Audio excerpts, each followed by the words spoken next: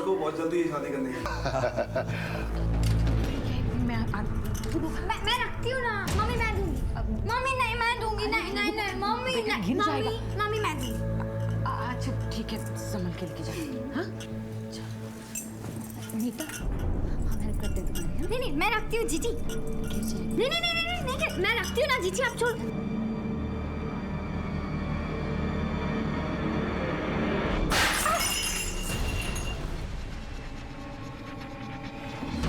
तो ठीक है ना बच्चे की? नहीं ऐसी कोई बात नहीं। तारा साफ करा। अरे मम्मी मैं साफ करती हूँ। पूछा, अरे पूछा क्या है? नीता मैं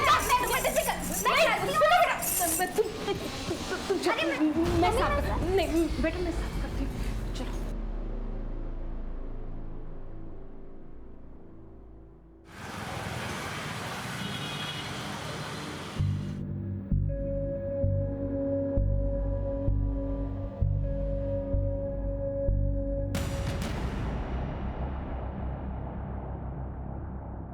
अरे कंट्रोल कर इसे, इसके चलते एग्जाम खराब हो रहे हैं तेरे। एक बात याद रख, सपने पूरे करने हो ना, जिद पकड़नी पड़ती है। लेकिन मैंने इंजीनियरिंग तो कर ली है ना पापा। इस प्रॉब्लम के साथ मेरे से आईएएस नहीं होगा। और पापा वैसे भी क्या जरूरत है आईएएस बनने की? जरूरत है क्योंकि इसमें रुतबा है, पावर है, सम्मान है, सबसे ऊपर मेरा सपना है। कब आ रहे हैं तेरे मेंस के रिजल्ट्स? परसों। नीता वहां भी नहीं पहुंची। पापा हमने हर किसी को फोन कर लिया, नीता कहीं भी नहीं पहुंची है। चली गई होगी मेरी बच्ची। तूने उसे गली के चौराहे तक देखा? माँ मैं हर जगह देख कर रहा हूँ, नीता कहीं भी नहीं है। तुम भी कमाल करती हो, चौराहे तक आएगी तो घर पे नहीं आएगी। अनिल तुझे कितनी बार समझाया उसे स्कूल से अकेले मत आने दिया कर। पापा मैं गया था स्कूल, लेकिन नीता वहां पर भी नहीं। माँ आप क्यों परेशान हो रही हो? पिछले साल भी तो उसने यही किया था, 2 बार चली गई थी घर से। इस बार भी किसी बस में चढ़ गई होगी। आ जाएगी वापस वो। कैसे आ जाएगी वो? हाँ कैसे आ जाएगी? माँ उसके दिमाग की हालत ठीक नहीं है। वो सिर्फ दिखने में 18 साल की, लेकिन उसका दिमाग एकदम बच्चे जैसा है और उसे दुनिया की भी कोई समझ नहीं है।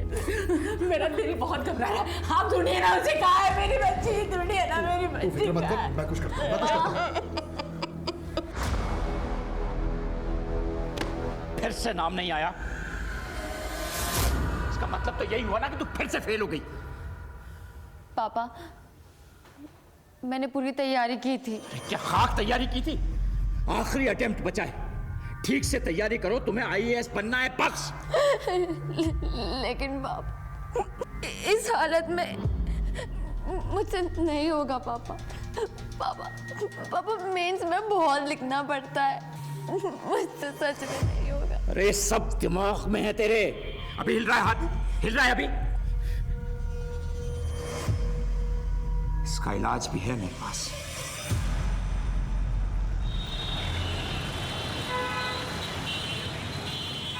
पहले 4 घंटे में वापस आ जाती थी, 10 घंटे हो गए उसे गायब होकर।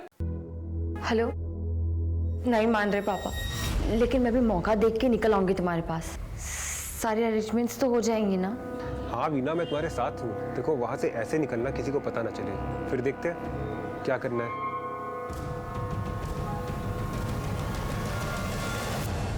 गुरु माता की, गुरु माता की, गुरु माता की, गुरु माता की, गुरु माता की, गुरु माता की, गुरु माता की, गुरु माता की। गुरुमाता प्रणाम।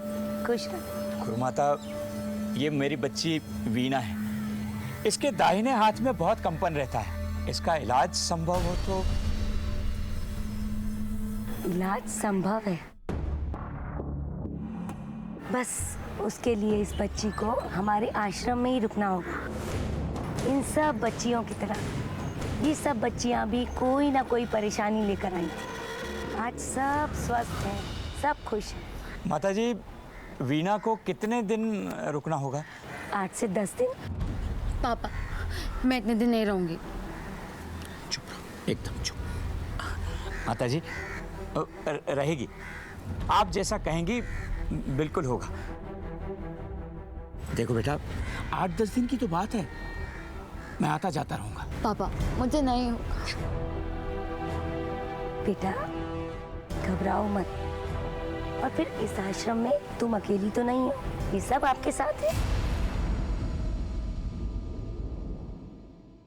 थोड़ा सा समय बिताएं उनके साथ, लेकिन उन्हें कभी भी इस बात का एहसास ना होने दें कि वो किसी से कम है। एक तरफ वीना आईएएस एग्जाम को लेकर अपने पिता के दबाव में थी, तो दूसरी तरफ नीता तरह तरह के दर्द झेल रही थी। उसके साथ होते शोषण से बेखबर थी और एक दिन अचानक से फिर से गायब हो गई। देर से ही सही, अब की बार उसके माँ बाप ने कानून का दरवाजा खटखटाया।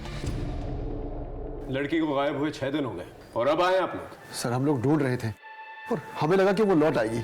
6 दिन बाद लगा आप लोगों को। कैसे माँ बाप हैं आप? सर इससे पहले भी वो गई है, लेकिन लौट आई थी। इससे पहले मतलब? सर मेरी बेटी का दिमाग कमजोर है, वो कहीं पे भी चली जाती है, रास्ता भटक जाती है। और पिछली बार तो वो पिछली बार 10 घंटों के बाद लौट आई थी। किसी पे शक है आप लोगों का? नहीं सर। देखिए आपकी लड़की 18 की है, तो ऐसा भी तो हो सकता है किसी लड़के के साथ कोई चक्कर चल रहा हो, आप दोनों को पता ही नहीं था, या फिर कोई उसके पीछे पड़ा हो। नहीं नहीं सर, मेरी बेटी ऐसा नहीं कर सकती। मैंने कहा ना आपसे, उसका दिमाग कमजोर है, वो सिर्फ स्कूल जाती है और कहीं नहीं। कोई फोटो वगैरह है आप लोगों के पास? हाँ सर। ठीक है, हम अपनी कार्रवाई शुरू करते हैं, आप लोग जा सकते हैं। ठीक है सर, थोड़ा जल्दी कीजिए सर।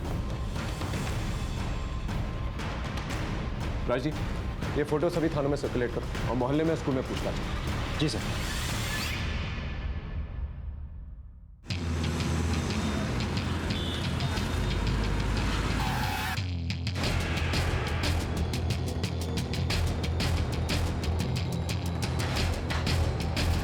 साहब रघुराम आदमी सीधा है, लेकिन कर्ज के नीचे दबा हुआ है। और अभी कुछ दिन पहले उसका बाबू के साथ झगड़ा भी हुआ था। ओ सिंह साहब,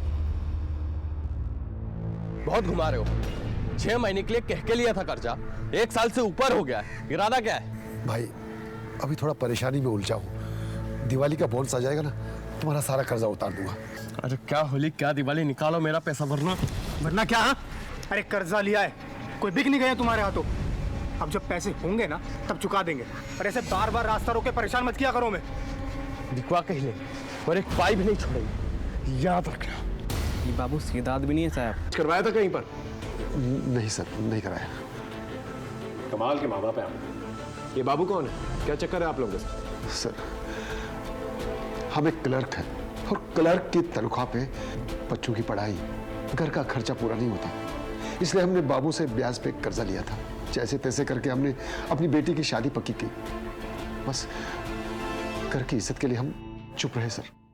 समाज क्या कहेगा, शादी टूट जाएगी, इन्हीं चीजों की फिक्र थी ना आप लोगों को? कभी अपनी बेटी का इलाज करवाया, उसकी मानसिक स्थिति जानने की कोशिश की?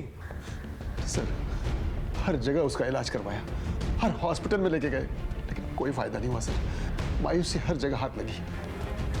ये विकास, बबलू और सुमित, इनके बारे में क्या जानते हैं आप लोग? घर के बाहर हर कोई फायदा उठाना चाहता है। अब किसके बारे में क्या बताएं सर, कुछ नहीं जानते सर। ठीक है, हम लोग पता कर लेंगे, आप लोग जा सकते हैं।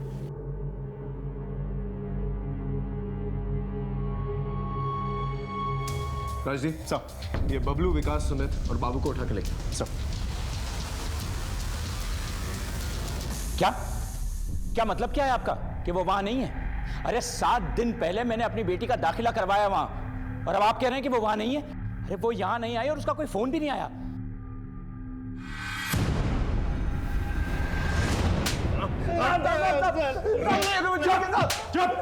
लड़कियों की मासूमियत का फायदा उठाता है, उन्हें छेड़ता है। हाँ? हाँ? बोल बोल, नीता का बोल। हाँ? सर हम उसे मजे लेने के लिए परेशान करते थे सर, हमने कुछ नहीं किया सर। कुछ नहीं किया? नहीं सर, हमने कुछ नहीं किया। अच्छी तरह से खातिरदारी करो इन लोगों।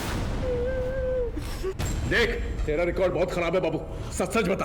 बाप को कर्ज देता है, बाद में बेटी से वसूलता है। सीधे सीधे बता दे, नीता का है, बोल। मैं मानता हूँ कि मेरा झगड़ा हुआ था रघुराम जी से, वो थे कि मेरा पैसा लौटाने का नाम ही नहीं ले रहे थे साहब। अब पैसा अटक गया था, मेरा घर परिवार कैसे चलता साहब? घर या याशी का अड्डा, तेरा पूरा कच्चा चिट्ठा है हमारे पास, समझ में आया? सच बोल। साहब मैं मानता हूँ कि मेरा उससे झगड़ा हुआ था, लेकिन इन सब में मेरा लेना देना नहीं है साहब। मैं सच बोल रहा हूँ साहब। सर मैंने खुद एडमिशन करवाया था अपनी बेटी का। अब वो कह रहे हैं कि बिना बताए वो वहां से कहीं चली गई है।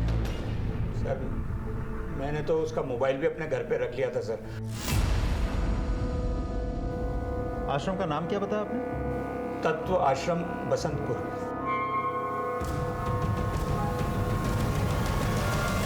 इंसान का शरीर नश्वर है, हमें भौतिक वासनाओं के पीछे नहीं भागना चाहिए। गुरु माता जी, आपसे बात करनी है।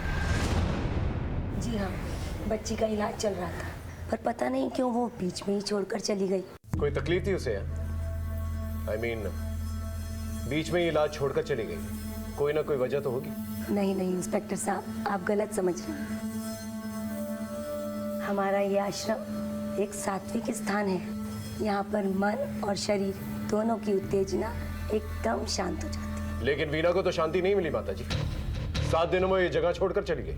आपकी बात बिल्कुल सही है इंस्पेक्टर साहब, पर हम इस आश्रम में किसी को बांध कर नहीं रख सकते। और फिर वीना तो बालिग थी, बच्ची तो नहीं थी। और फिर वो आश्रम से बिना बताए कहाँ चली गई, इसकी चिंता तो हम सबको भी है ना। आपके आश्रम में आने जाने का कोई रिकॉर्ड, कोई रजिस्टर मेंटेन करते हैं आप लोग? जी हाँ। बालू जी, नीता ने बाहर जाते वक्त हस्ताक्षर तो किए थे ना? जी माता जी, उन्होंने जाने से पहले हस्ताक्षर किए थे। दिखाओ साहब को। जी माता जी।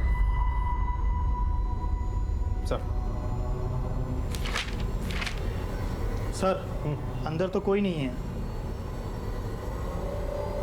ठीक है, हम चलते हैं।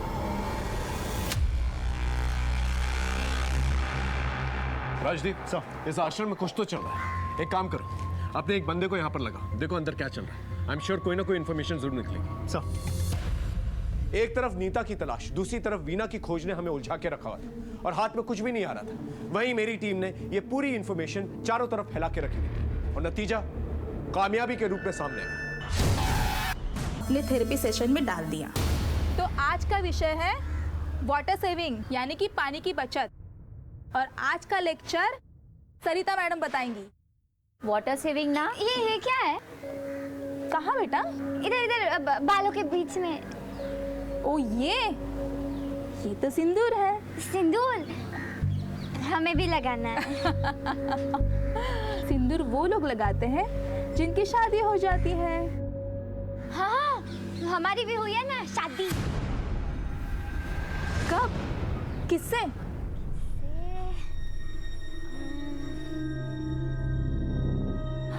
नीता बेटा, नाम क्या उसका, तुम्हारे हस्बैंड का? हस्बैंड? हाँ, हस्बैंड। हस्बैंड। फिर हमने सच्चाई जानने के लिए एक ड्रामा रचा। आज हम सब एक गेम खेलते हैं। इस गेम में बारी बारी करके सब लोग अपने पति का नाम लेंगे। तो शुरुआत करते हैं निशा से। विनोद। अशोक। दीपक। मेरे पति का नाम राजेश।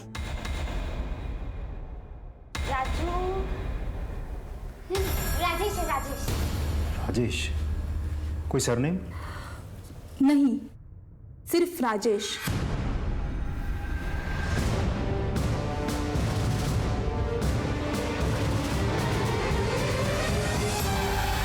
नहीं सर, हमारी बेटी की शादी नहीं हुई है। तो फिर राजेश कौन है? राजेश? नहीं सर, हम किसी राजेश को नहीं जानते। नीता का कोई दोस्त वगैरह स्कूल में, आस पड़ोस में? नहीं सर, नीता का कोई दोस्त नहीं था, ना कोई उससे बात करता था, ना वो किसी से कोई बात करती थी। बेटी को सब बात घूरते थे।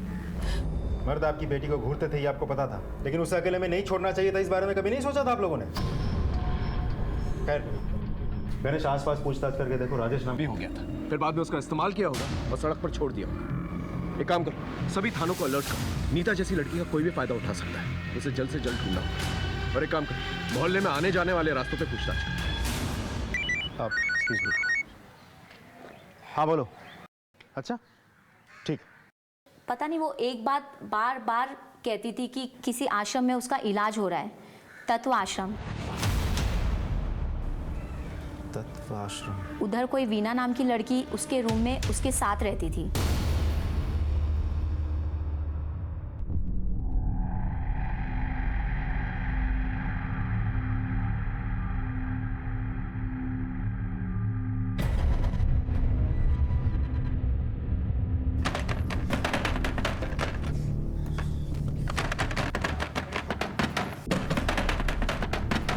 दीदी ये क्या कर रहे हो?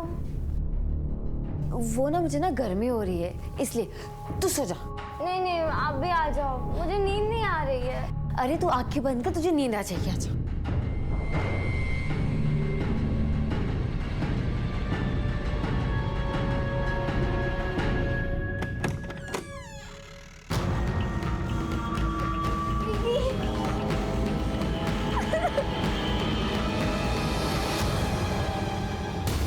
वीना?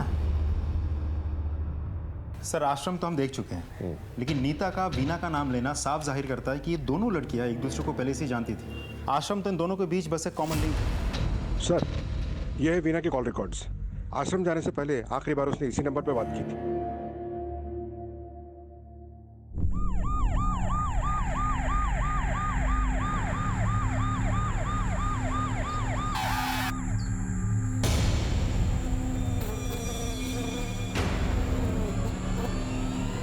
आसपास चेक कर।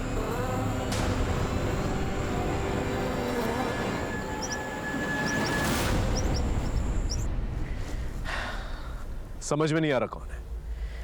नीता और वीना की उम्र की तो लग रही है, लेकिन कुछ कहा नहीं जा सकता। एक काम करो, दोनों फैमिलीज को इन्फॉर्म करो। अगर बॉडी की शिनाख्त हो जाती तो ठीक है, वरना डीएनए टेस्ट करवाएंगे।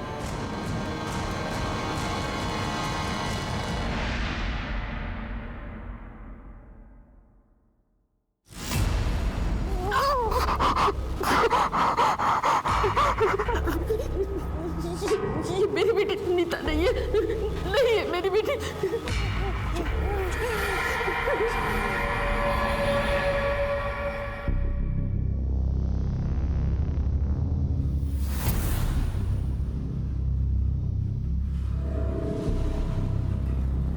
Veena,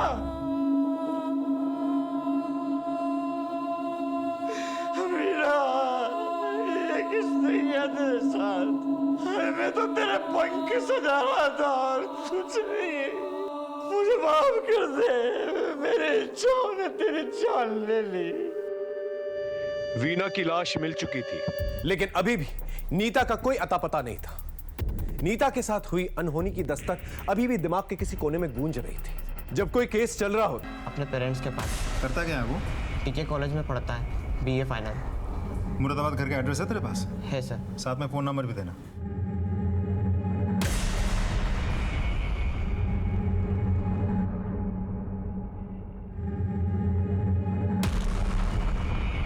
thank you.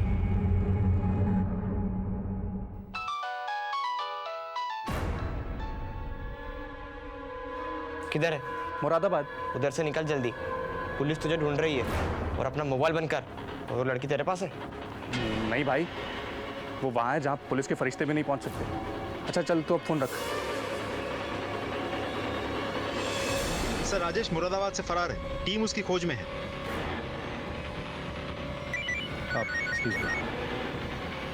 हाँ बोलो। अच्छा ठीक सर, एक बहुत बड़ी लीड हाथ लगी है।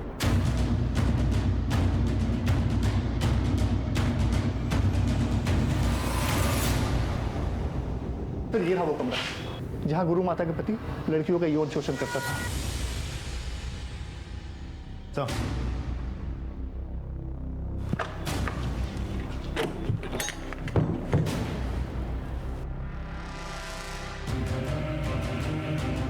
सर ये तो तहखाना है। जी सर, जी सर।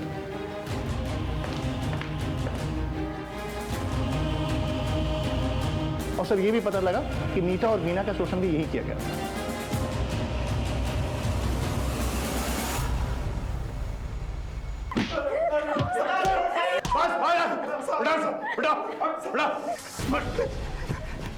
नहीं साहब, नहीं साहब, बताता।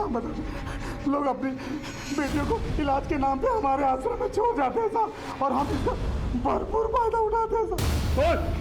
सर एक दिन वीणा ने बेहोशी का दवा नहीं पिया और उसने बेहोश होने का नाटक किया सर, और जब मैंने उसको बिस्तर पे लिटाया तो उसने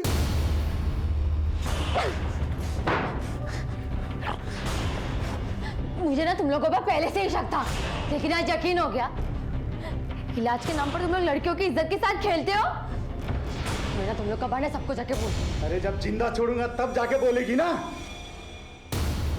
सर वीणा की लाश को कोई पहचान न सके, इसके लिए हमने उसका चेहरा बिगाड़ दिया और जंगल में फेंक दिया सर। और नीता के साथ भी ऐसा ही किया? नहीं सर, हमने नीता के साथ कुछ भी नहीं किया।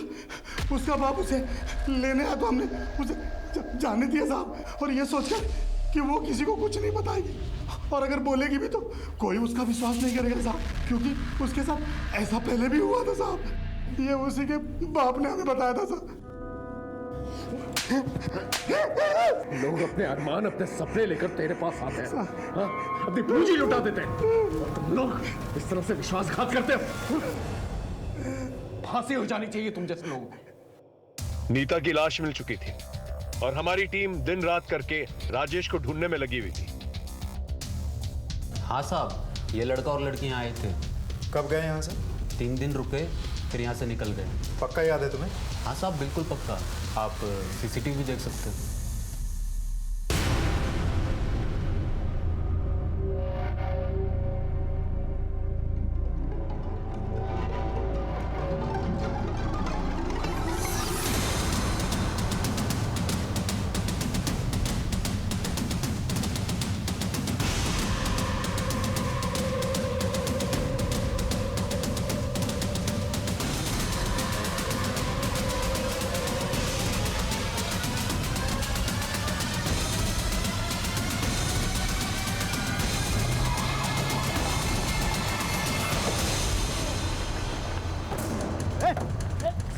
साहब मैंने क्या किया साहब, मैंने क्या किया? बहुत जल्दी ना तुझे।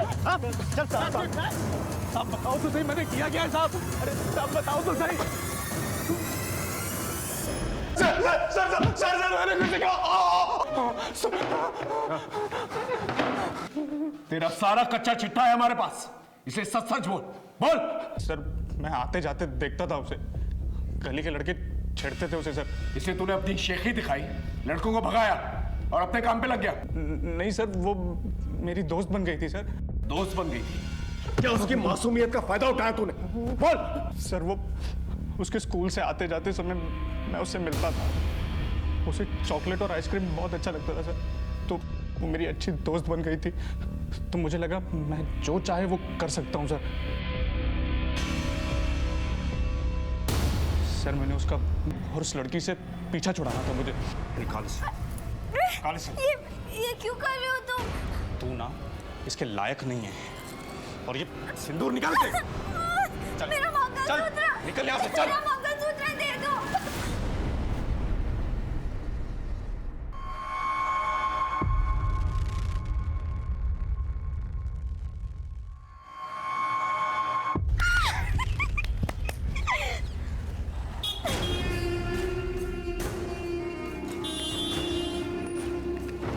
राजेश! राजेश! राजेश! ये कहानी किसको सुना रहा है बे? नीता की लाश मिली है, बोल। सर मैंने आपसे जो कुछ कहा सच कहा सर, मैंने उसे मारा नहीं है, मैंने तो उसे वहाँ मार्केट में छोड़ दिया था सर, मैंने उसे मारा नहीं सर, सच बोल रहा सर। मर्डर नहीं किया, लेकिन रेप तो किया ना उसका तूने, वो भी दिमाग से लाचार लड़की का। सारी उम्र जेल में सोना।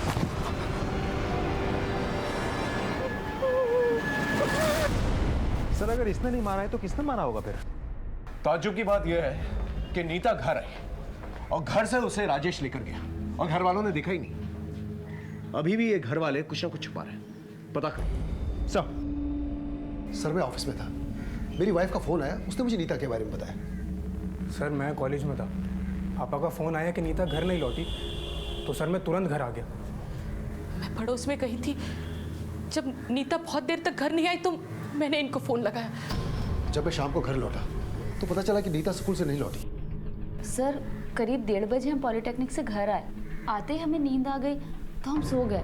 फिर हमें नहीं पता कि नीता घर आई कि नहीं आई। सामने का दरवाज़ा हमने खुला ही छोड़ा था, और वैसे भी सामने का दरवाज़ा तो हम लोग रात में ही लगाते हैं। घर के सभी लोगों के कॉल रिकॉर्ड्स निकलवाओ, और जो लैंडलाइन है उसके भी रिकॉर्ड चाहिए मुझे। Okay sir. दोबारा करेगा? चोरी करेगा? नहीं करूंगा साहब। लेके जाओ सर। नहीं करूंगा साहब। सर कॉल रिकॉर्ड्स आ गए हैं, लेकिन इसमें कुछ भी खास नहीं है। लोकेशन भी सब सही है, लेकिन सर चौंका देने वाली बात तो कुछ और ही है। ये देखिए, ये नीता के घर के लैंडलाइन के कॉल रिकॉर्ड्स हैं। आज से करीब 2 हफ्ते पहले एक नंबर से यहाँ कई बार फ़ोन आए थे। ये उसी एनजीओ का नंबर है जहाँ नीता रह रही थी। और अभी 4 दिन पहले फिर से दोपहर को फ़ोन आया और 2 मिनट बात हुई।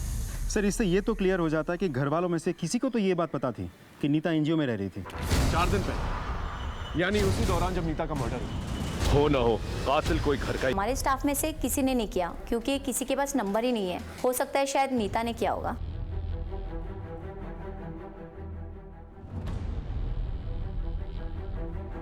अगर नीता ने फ़ोन किया था तो फिर फ़ोन उठाया किसने?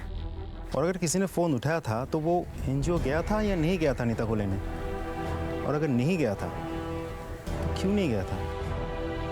सर हमने नीता को घर का फ़ोन नंबर रटाया हुआ था, पर हमारी उससे कोई बात नहीं हुई। सर मुझे नहीं मालूम था। अगर एक बार मैंने उसकी आवाज सुन ली होती तो आज मेरी बेटी जिंदा होती। नहीं सर, जिस टाइम की कॉल आप बता रहे हैं मैं कॉलेज में होता हूँ, मुझे कुछ नहीं मालूम सर। इनमें से कोई तो झूठ बोल रहा है। इन सबकी कुंडली निकलवाओ और देखो आपस में रिश्ते कैसे थे इन लोगों के, खास करके नीता के साथ। सर मालिनी के मंगेतर मनोज चौहान के बारे में पता किया। बैंक में पीओ है। सुना है मनोज के घर पे नीता को लेकर काफ़ी टेंशन है। सर सब भी रहा है। सलाम साहब। बोलो साहब, रघुराम सिंह की बेटी मालिनी की शादी मनोज से तय हुई है। ये तो हमें पता है, उसकी सगाई तय होगी। फिर अब मालिनी और मनोज की आपस में बहुत लड़ाई चल रही है। क्यों? सर ये तो मालूम नहीं, लेकिन सर कुछ तो गड़बड़ है। सर मालिनी से बात करें? नहीं, उसके मंगेतर से। सर सब बढ़िया है, कोई दिक्कत नहीं है। इनफैक्ट मैं और मालिनी नहीं भाई, मर्डर इन्वेस्टिगेशन चल रहा है। जिस पे भी शक होगा सीधा अंदर जाएगा, इसलिए जो बोलना है सच बोल, चाहे वो मर्डर से रिलेटेड हो या ना। ठीक है, चल बोल। सर एक्चुअली मालिनी से मिलने उसके घर गया था मैं, तो अरे गुदगुदी हो रही। हाँ हाँ ठीक है। कैसी हो? एकदम मस्त। और आप? मैं भी बढ़िया हूँ। आज बहुत खुश नजर आ रही हो। सर मालिनी को गलतफहमी हो गई थी कि मेरे और नीता के बीच गलत संबंध है, लेकिन सर ऐसे कुछ भी नहीं था। मालिनी ने मुझसे सगाई तोड़ने तक की धमकी दे दी थी। बुलाओ सर। मनोज बता रहा है कि सगाई टूटे की कगार पे। एक नंबर का कमीना है वो। कैसे? सगाई हमसे हुई थी और संबंध हमारी बहन नीता से बना रखे थे उसने। अच्छा, और ये सब तुम्हें कैसे पता?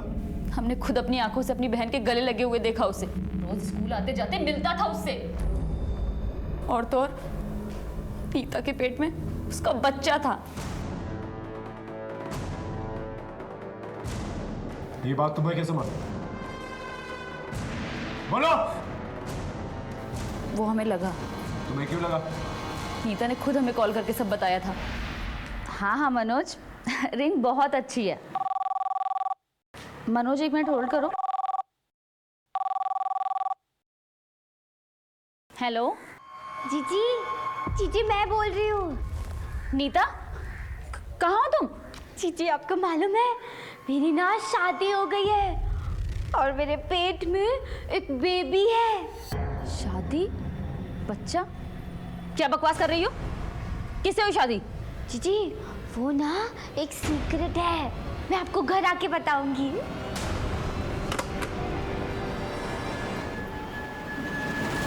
हमें लगा ये सब मनोज ने किया है, पर मनोज से ज्यादा हमें अपनी बहन नीता से नफरत होने लगी थी। इसीलिए हम घर से निकले और रास्ते में हमें नीता मिल गई। उसे बहला फुसला के एक सुनसान जगह ले गए। अब आ गई मेरी प्यारी जीजी, मेरी क्यूट जीजी। बस बस, अब घर चलें? चलो। ऑटो से जाएंगे ना? नहीं, हम पैदल जाएंगे। दीदी, ये शॉर्टकट है क्या? हाँ, ये शॉर्टकट है। बस देखो थोड़ा सा और आगे जाएंगे, आ गया।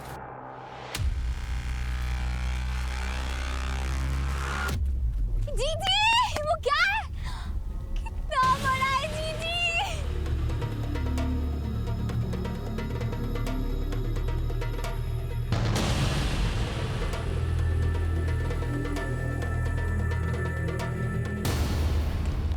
ये रही नीता की पोस्टमार्टम रिपोर्ट। इसके मुताबिक वो मरते वक्त प्रेग्नेंट नहीं थी, बल्कि उसके दिमाग में ये बात राजेश नाम के एक लड़के ने डाली थी, जिसने उसका किडनैप किया और बाद में उसका बलात्कार। तेरी गलत फहमी की वजह से तूने अपनी बहन की जान ले ली। नहीं, आप झूठ बोल रहे हैं। ये सच है। अब सारी जिंदगी जेल में सड़ना।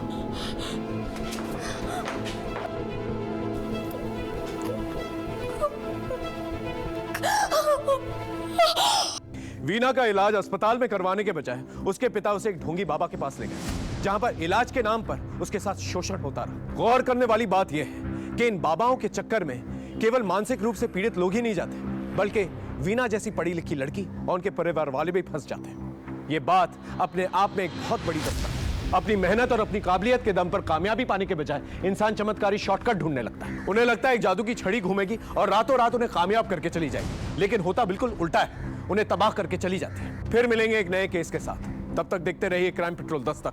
मकसद बताना नहीं, बचाना है।